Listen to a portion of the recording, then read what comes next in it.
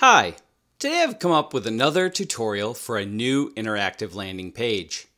I will show you more ways to add interesting interactions using Pinegrow Interactions, a GreenSock powered visual editor for web interactions.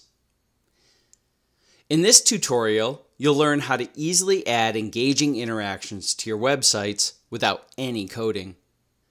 For this tutorial, we've designed and developed a landing page for a fictional company called WildMusic.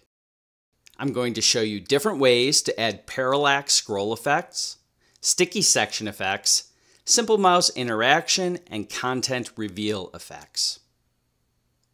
If you wish, you can download the starter web page without the interactions and follow along with this tutorial. The link is provided in the video description. Additionally, you can check the final web page with all the interactions added to get an idea about the end result. If you check the final result, you can see the banner element has reveal and hide effects on mouse interaction.